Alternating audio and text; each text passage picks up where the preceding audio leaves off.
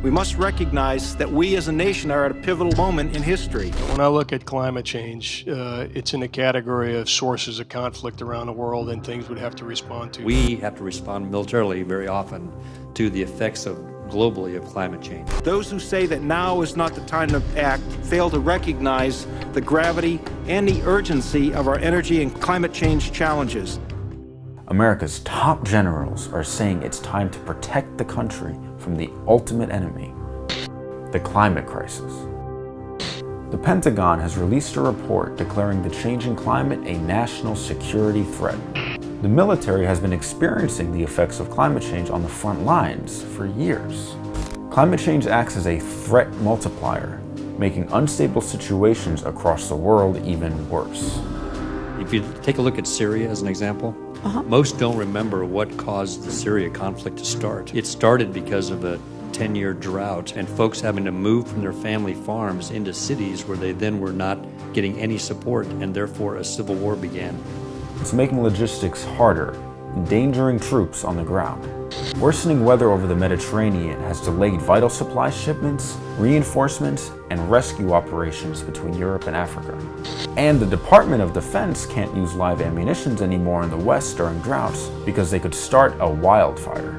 Key military bases are also being battered by rising seas.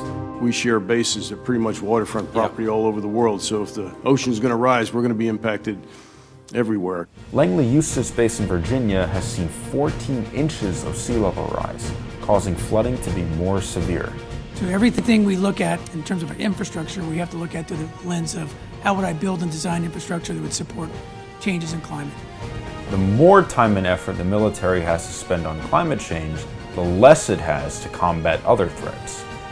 We're fighting firefighters in California and using our C-130s to help fight those. We did the floods here, or the hurricanes, both in Texas as well as Florida, and as the ones came up the East Coast affecting bases like Langley.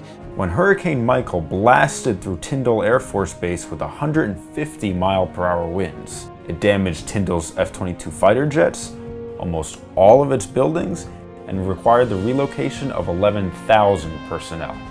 The total repair cost is $4.7 billion. In fact, the Pentagon confirmed that almost all of the most important military bases in the U.S. will be vulnerable to recurring disasters like drought and flooding.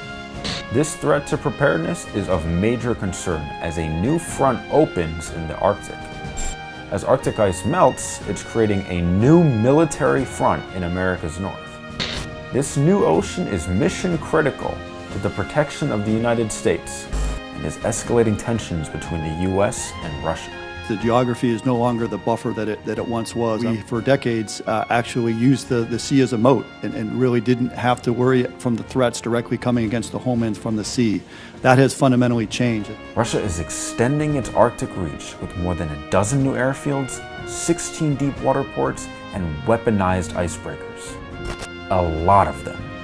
The U.S. military is the world's single largest user of oil, but high-ranking officials have been sounding the alarm about climate change for over a decade. In 2007, a dozen of the nation's most respected retired admirals and generals warned that without a major policy shift, climate change could cause problems that exceed government's ability to cope. But while the White House ignores the reality of climate change, the U.S. military is planning for it as a serious problem. Share this video if you think we should be listening to the people whose job it is to protect us.